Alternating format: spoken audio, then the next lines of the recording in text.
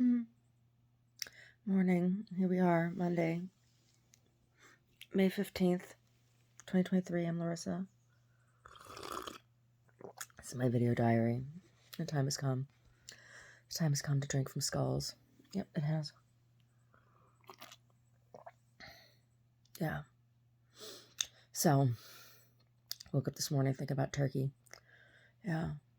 So, they're having their election runoff over there, right? I don't really know much about their politicians and stuff. I don't closely follow Turkey's politics, other than to know that there's a record of human rights violations in their prison systems and in their judicial system, and that they have a long history of corruption.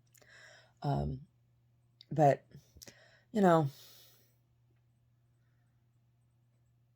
potato, all governments seem to be that way, right? You can say the same thing about the U.S. Yeah, you really can. You really can. I really don't know, enough about it. I know enough history to know that a lot of people have been on the shit end of the stick when it comes to Turkey and dealing with Turkey, right? But we're in the modern day, and I think all governments are flinging the same monkey poo, don't you? So Erdogan, Erdogan is leading the polls in the runoff.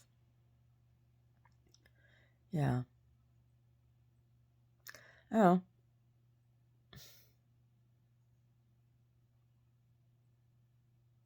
Be interesting to see. I mean, right now, any shift in that area governmentally, whether it's Turkey or any other country that's nearby, it's it'll be interesting to see how that influences then the situation that's in Ukraine, right? And then I saw headlines the other day that Turkey is Turkey applied for EU citizenship or EU membership? Wouldn't that be something? Putin would shit his panties. That would be something historically, wouldn't it? Turkey, part of the EU, just culturally. Culturally, that's a big deal, right?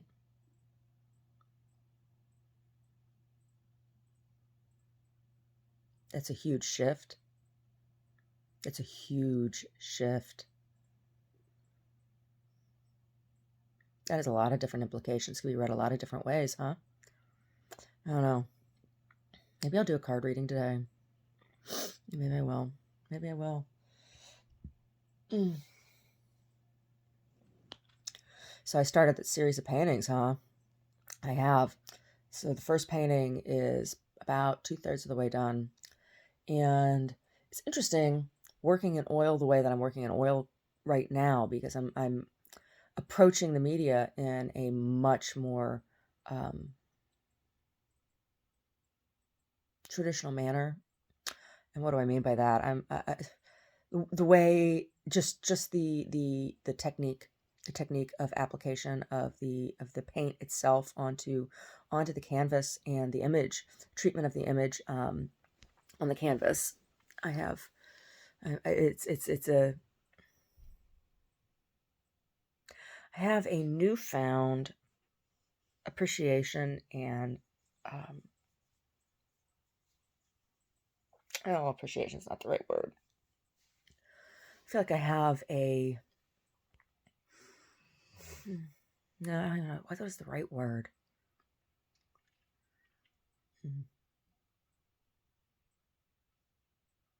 I have a new relationship with the paint.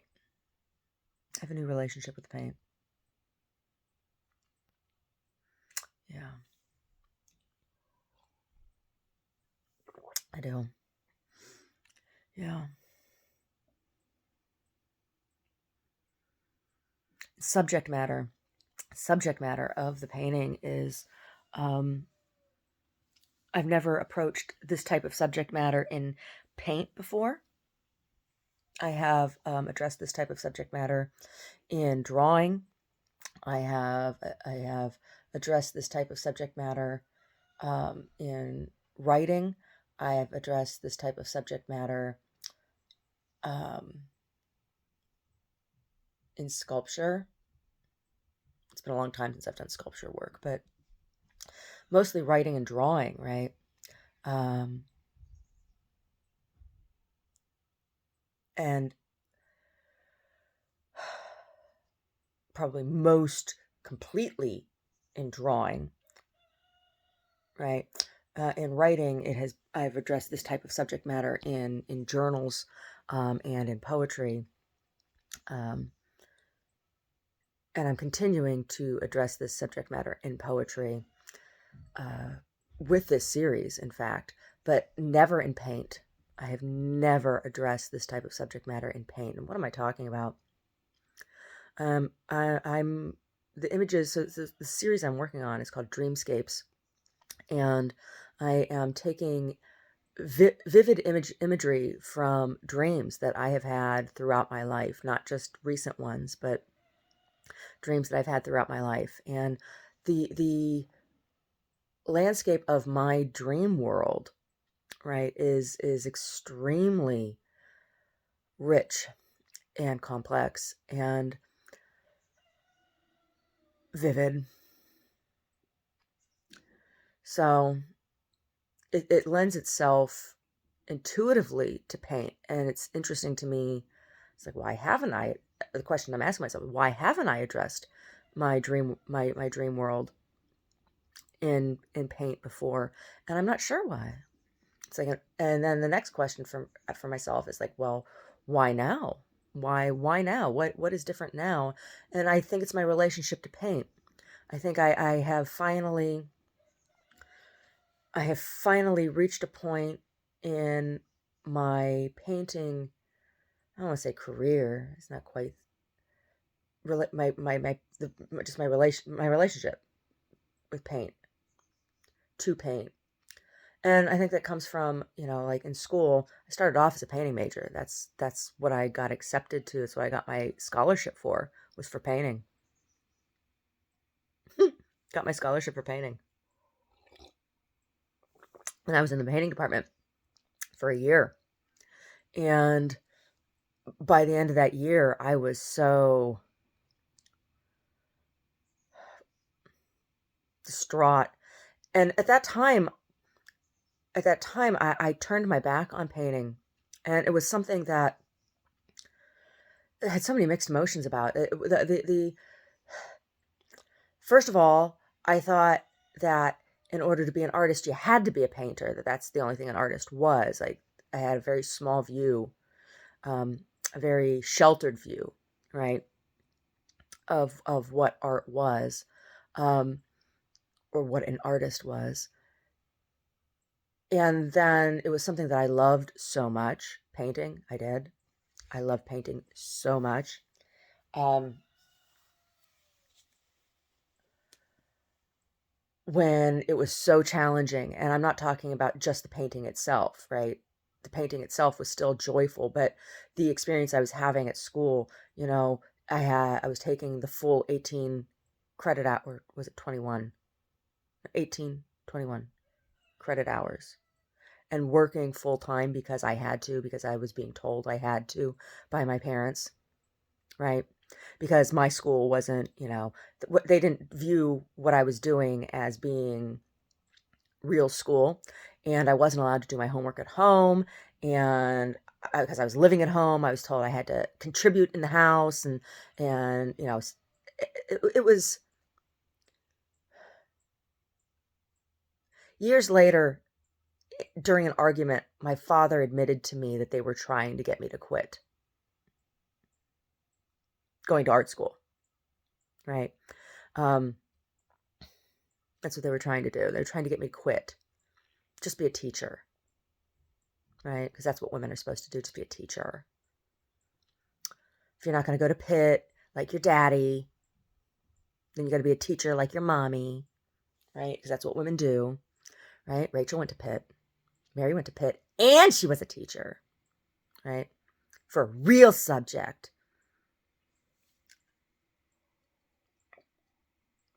Yeah, it was awful. It was awful. And so at home, I was being told I wasn't doing enough, and then at school, I was being reamed. And oh, God bless Gilda Snowden. She recognized that there was something else going on. She and Lester both. Eris was totally absent. He was my painting advisor, Eris Katroulis. He's now dead. And I wish I had known when he died, because I would have gone back for his funeral. But just like, Larissa, this is an expensive school and you're here on scholarship and this is a serious program, and you really need to be taking your studies more seriously, and why are you spending all this time doing other stuff? And they just didn't understand. And I was like, I'm being told I'm not allowed. They're like, why don't you live on campus?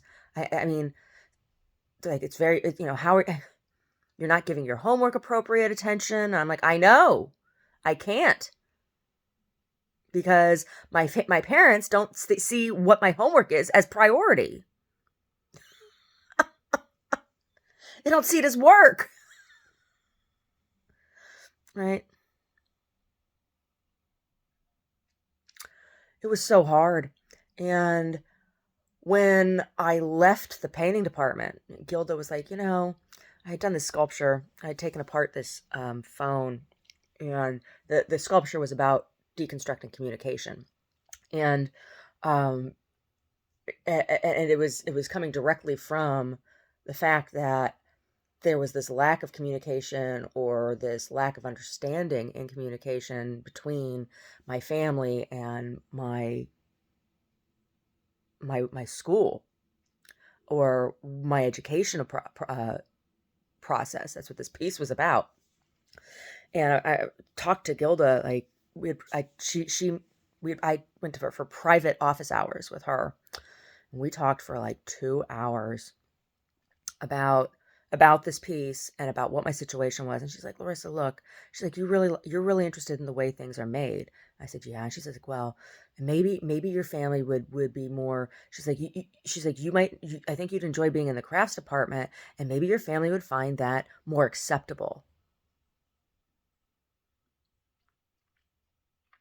I said, but my uncle's a painter. She's like, yeah, but does he still paint? And I'm like, not that I know of. She's like, does he work in an art field? I said, no.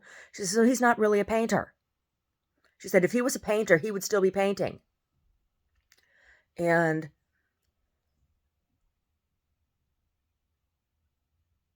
I said, but he went, yeah, I said, he went to painting, he went to painting school. She's like, painting school? She's like, where'd he go? Art Institute? I said, yeah. She goes, oh.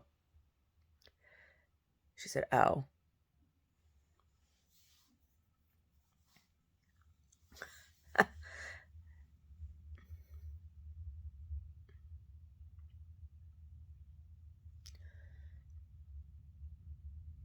So her point was that that wasn't a serious. It was a 2-year program. It wasn't a serious program. It was a workshop.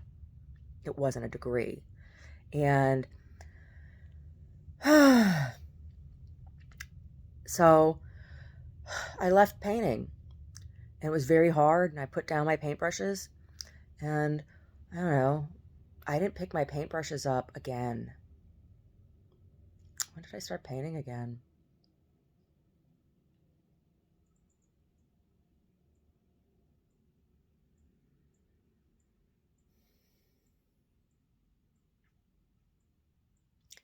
I didn't start painting again until Oakland.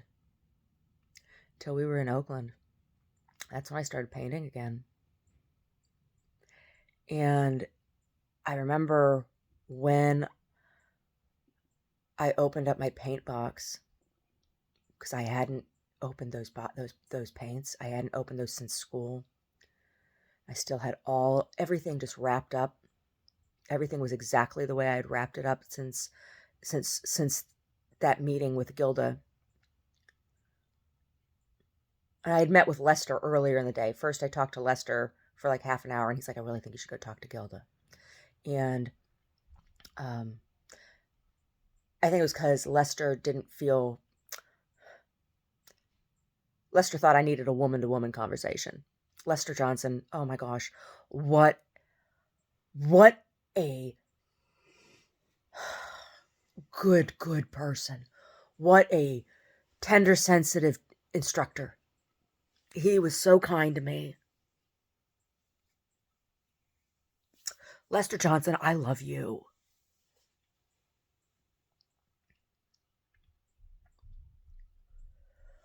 Anyway, and Gilda, rest in peace.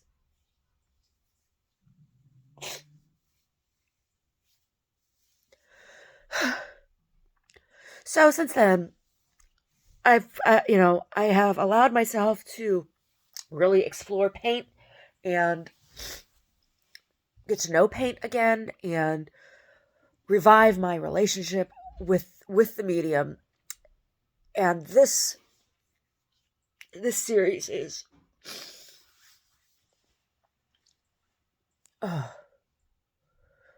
it's a big deal for me. This series is a big deal for me, and I am really excited to be doing it in my new space, in my professional space.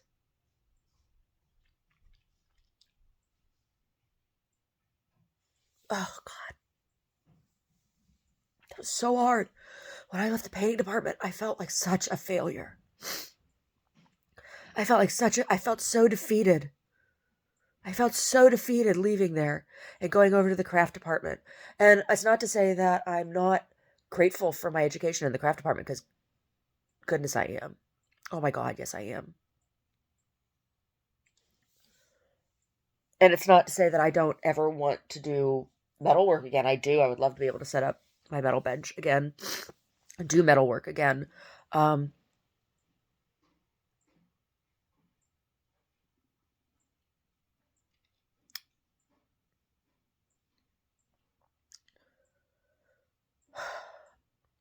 but I feel that I have a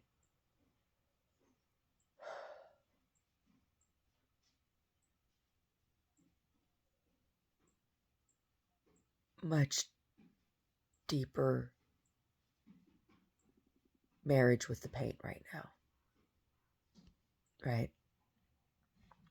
And while I think my metal work was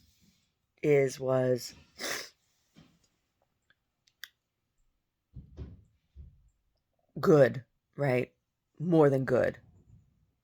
In some cases exceptional. Um I think I'm more of a painter. And when I was doing the quilting work in Santa Rosa, when I first started doing the quilting work, when I was doing the sewn paintings, right? Um, I think it was my highest self preparing me to start painting again, because I really wanted to be painting, but I wasn't allowing myself to paint because I kind of like cut myself off from that relationship, and it was so painful. Um, the whole experience, with school, and I had that big breakup, and because paint when I was in the painting department, that's when I was dating Yanni, and I was so in love with Yanni, so in love with him, and I was also taking shit from him, right? Because he was angry about me looking at naked people in my drawing classes, and my mom was so childish about the drawing, my life drawing classes, and she threw away. I had all of that figurative work. She threw it away. She threw it away. She threw away. I had this huge beautiful body of figurative work, and she threw it away.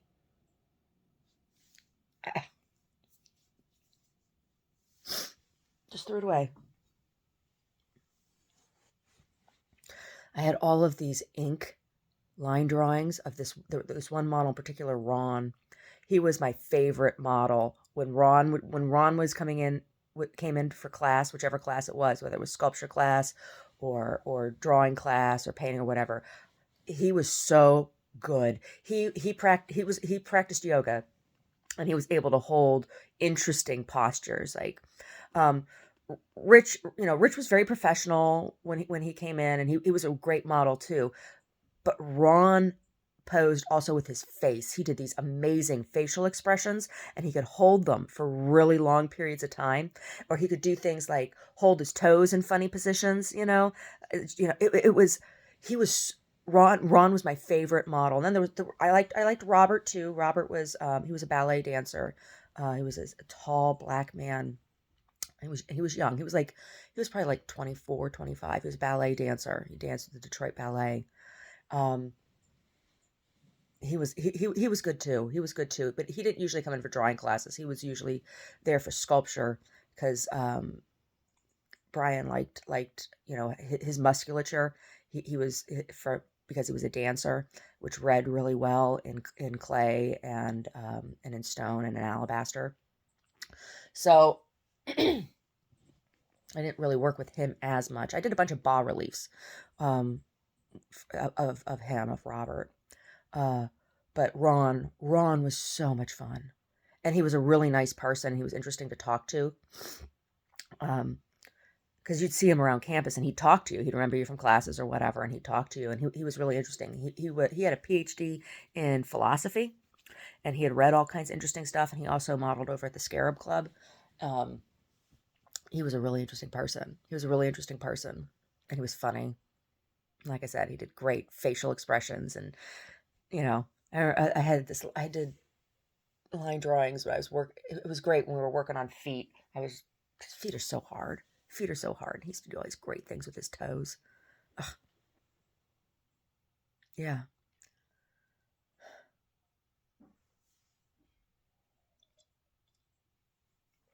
Anyway, painting. Yeah, so this painting, 2/3 of the way done. I'm working on the foreground right now, so I was real academic about it, and I gritted the canvas, after I because it's a repurposed canvas. It was another painting that I'd started but not finished. So I sanded down the canvas some, and then I regessoed it, and then I gritted it off, and then I gritted off the drawing off the study. Yeah. And then I transferred the image, I transferred the line drawing, and then laid in background, middle ground, and now I'm working on the foreground. Very academic. Very academic. Ah, and it's exciting. It's really exciting. I feel invigorated and renewed by the media. And the painting is beautiful. Yeah. So I'm working with limited palette. Um, mm, so I have ultramarine, well, and then ultramarine, Davies gray, Mars black, um, lead white field, uh, and then so far lemon yellow light and cadmium yellow medium and a little bit of yellow ochre. And then the yellow ochre, the yellows are going to go into there's just a very, very little bit. The yellows are going to go into the foreground, and I'm going to need to add in some other stuff with the yellows. So probably some probably the my earth, transparent red earth, is probably that pigment's probably going to go in. Transparent red earth is probably the pigment that I'm going to have to add into that. With the ultramarine blue, I should be able to get the range of browns that I need with that. I should be able to, because I don't want to start adding in a bazillion other pigments, right? I really would like to be able to keep the number of pigments at 8 or lower, right? Or lower. So that's kind of exciting to me. It's kind of exciting. Yeah, very exciting. Yeah, very exciting.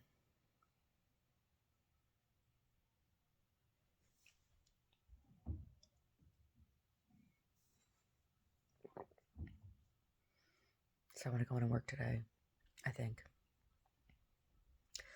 And I also want to do a couple more drawings, a couple more studies, because there's a couple more dreams that I would like to represent in this.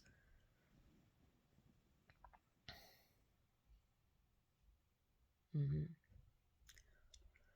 And then with each one, I'm going to write a poem that some way addresses the dream that the image comes from. So I wrote the first poem yesterday.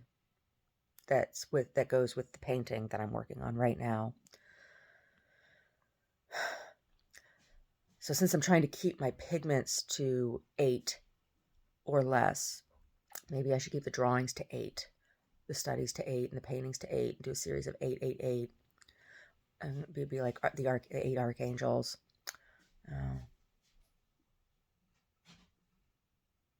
We'll see.